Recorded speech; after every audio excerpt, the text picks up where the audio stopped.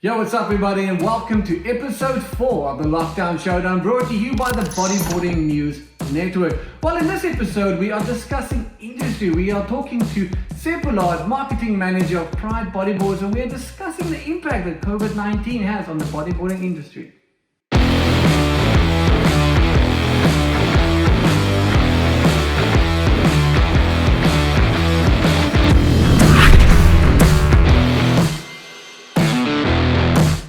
Right, what's up everybody? We are now dropping in on Seb Boulard from Pride Bodyboards. We're going to be talking about COVID and the impact that it has on the bodyboarding industry. Seb, welcome to the show. This is the Lockdown Showdown, and it's an honor for us to have you here. So, what's been happening? Hi everyone, and I'm working from home at the moment, so that's how we first adapted to the COVID. And business has been really affected by it. The cash flow has been almost cut instantly when they announced the quarantine, because all the stores have been closed.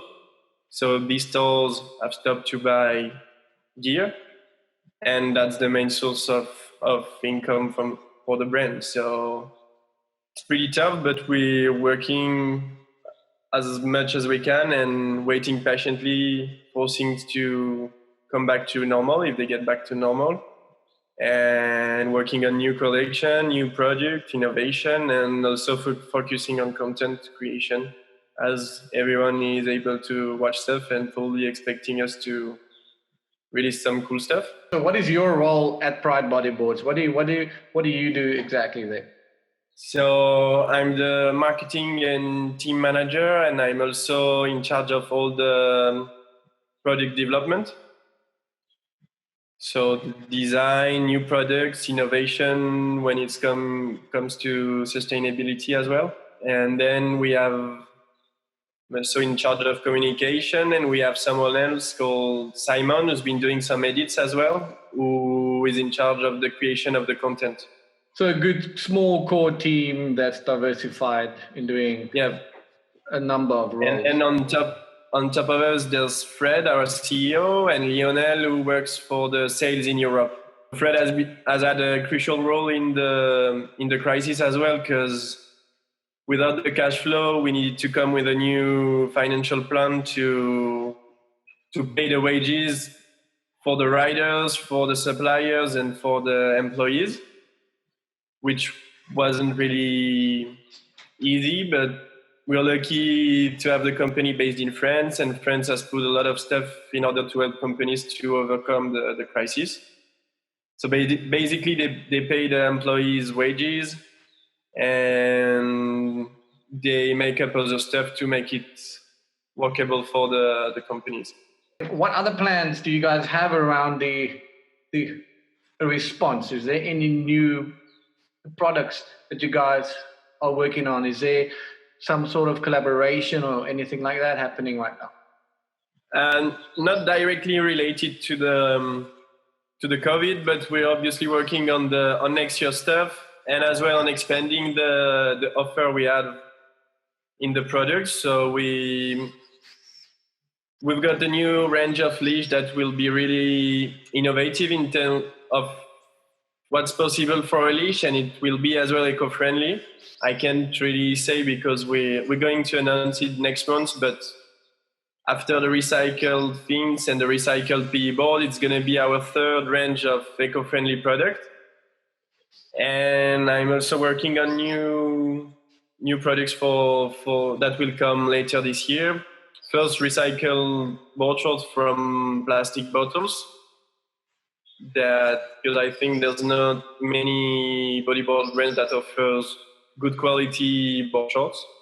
And then something else that will come later the year, maybe September or October, but I can't really disclose it now. Yeah, no, that's all good. All good. So Pride is, and I stand to be corrected, but Pride is the first bodyboarding brand to start using recycled material in their boards in new product development. So how did this come about? Where did this thought come in, and how did you guys approach that? So the idea was really to to focus on sustainable development from 1.5 years ago. It was a decision made by Fred and myself that it was time to act in this direction. And then you have like almost infinite possibilities. Like you can do like the ideas are not lacking, but then in order to apply them onto the market, it's different. I've done my thesis on on a subject that was if the market was ready to receive sustainable products and to which condition. So it appears that pretty much everyone wants it, but no one wants to pay more. It's to put it like simply. So you have a lot of constraints because making an eco-friendly product it's not easy, but it's possible. But then if you want to be competitive in terms of price, it just narrows all the possibilities a lot. We found and we invested in recycled PE. We bought our own stock to be the first brand to do it, and I think it will be open to other brands starting in 2021 or 22. But we have our own stock of planks, and we've produced it, and we've also done it with fins, putting 40% of recycled rubber into the fins without compromising the quality, and we're working towards going further down this path of making our swim fins more sustainable next year or the following one. Yeah, that's amazing. It's just great to see your brand really thinking about the bigger picture, thinking about, not just normal production, but sustainability, but the long term, and things like that. All right, so let's go into the new models, into the new boards, your type of cords and stuff like that. I see PLC just recently released his new range, and it looks absolutely ridiculous. The deck, the stick, the rails, everything looks really good on that. What is different in those boards compared to your competition? What's different mainly is the template. Like Pierre has been riding for Pride for 10 years, and he's just so technical that he knows the perfect board for his needs. So, and he really talks about it really well too. I don't know if you've seen our last post about the Answer SDC Radial Flex when he talks about the templates. Yeah, just explain why it works for him and why if you're looking for the same features, why it should work for you, and with the wide point, the nose and the tail. So I think we're gonna release something about Louis' board as well, so that he can explain to the people what's good for him, because I think it's better than people hearing from the riders directly. We've coupled the concaves with the radial flex this year. Okay. So both technologies are available on the same board.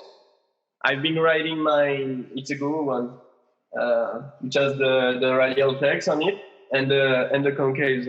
Not sure if we can see on the screen, but I've been riding this for 6 months, and it's really, really sick. It's like kind of really steep for cold waters, to be honest, but in terms of projection, and it's crazy, and the board hasn't been not even creased in like 25 surfs. Like the radial flex make it last really long. I never ride a radial flex before, and it just makes the board stiff, and you still have flex under the elbow, which is enjoyable. I don't like to have like a board too stiff, so make it last long, gives you projection, and it's pretty sick. Let's talk about those fins you got next to you. So you got 40% recycled rubber in those. How's the stiffness of the blades? Is the pocket nice and soft, or is it just a good medium in between the two? With the eyes, you cannot tell the difference between this one, which has 40% recycled, and the previous one. Like our suppliers have developed a formula, and they melt the recycled rubber into the new one, and they are like high standards, and they only recycle what's good and make the best possible mix. So if I didn't know it, I wouldn't notice, to be honest. And these one are the new PLC Vulcans. So PLC wanted stiffness, and he wanted like the best possible or hold on the feet. He didn't want to be easy to remove. All right. Yeah. So they're really, really stiffer than any other fins we have in the range. But like they're still comfy, and I've tried them a lot and I like them. So I'm pretty stoked on the result, and I think Pierre is too. So that's... Well, evidence is in his surfing. I mean, when you see him surfing and he hits the water, it's like music. You know, everything he touches turns into something great. You know, like it's smooth. It's just, I mean, it's incredible to watch him ride a long wave or a wave. He's so clinical and so calculated, and that comes back down to his equipment as well. I mean, he's dialed it down for the last 10 years, as you've said, and he's come up with a master recipe that works for him and works for thousands of people out there as well. You know, so I think with all your athletes in the making, they all are, well, that goes to say with any bodyboarding athlete, you know, that has a pro model, it takes a lot of time to work it up to a specific point where it fits 100% like a glove. So let's talk about what can we expect. I mean, we have touched on a few things, but what can we expect from Pride in 2021, 2022, or let's say in the next year, given the world comes back to some sort of normality? I hope another world title, if there's a tour. But more seriously about the products, I think I already talked about the products, but lots of content. You can expect a clip of the world champ Tristan Roberts this year, because we're releasing his pro model as well. So oh wow, that's fantastic. We're gonna try to make a sick clip of Tristan riding his new pro model, and he's already been gathering some epic footage in Portugal. So I'm excited to see where it gets. And Louis as well is working on a new free surf movie. Nice. Like basically it will be the same format than gluten free. It will be chasing wave in Australia, maybe South Australia, depending on what the COVID allows, but it will be chasing the best waves in probably the country that has the best waves. So that's gonna be crazy. And he's already leaked some frames from the Mandura wedge on his Instagram, and looks pretty sick. So I'm excited too. And we're gonna release a clip of Pierre of unreleased footage of the last few years in Portugal, Canary Island, which is gonna be a fun one to watch too. Matthias Diaz is working on 2 more clips to complete the 1,000 roaming series. I don't know if you've seen the indoor one. Yeah. And the twin brothers, the Silva brothers, Rodrigo and Moises, they're working on their first big profile clip together. So that's amazing. That's amazing. Those kids they're such cool kids. I met them in Chile, and it's just you can't believe that those young kids shred like they do. I mean, just in the water. I mean, when you grow up surfing floppos or you know those quality type of waves, you know, someone's definitely going to have to come through, you know, and the Silva brothers are definitely them. I think they're the future, and they've been riding. They're actually from Iquique, and they go to Arica as much as they can. So they surf many different waves and type of waves. So I think they're good on beach breaks too. They're good on. They've been good at front turn for the first time they surfed the waves. I think Moises went through 3 or 4 rounds. I can go like really committed, busting the best section. So I have hope for the kids, and I know Gonzalo, our distributor in South America, is doing an amazing job.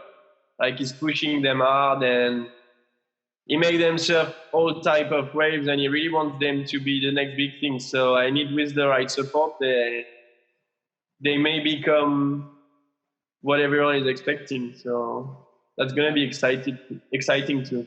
Well, it sounds like an exciting year for Pride Bodyboards coming up, and let's just hope everybody can get through this COVID-19 pandemic safe and in one piece, and that the world can return back to normality, so we can have the tour back on, we can have some sports to watch and something to do besides staying at home and get wet and get into the ocean. Well, Seb, thank you for your time here on the Lockdown Showdown. It's very insightful, and it's just good to see what's happening within the industry and what Pride Bodyboards is currently doing. So thank you for your time, Seb. Is there anything else you want to say? No, I think I'm good. Thank you for your time too, and for inviting me, brother. Really appreciate it. Well, that's it for episode number 4 of the Lockdown Showdown. Thank you for joining us. Make sure to follow, make sure you subscribe on the Bodyboarding News Network. Stay safe, Mumbles out.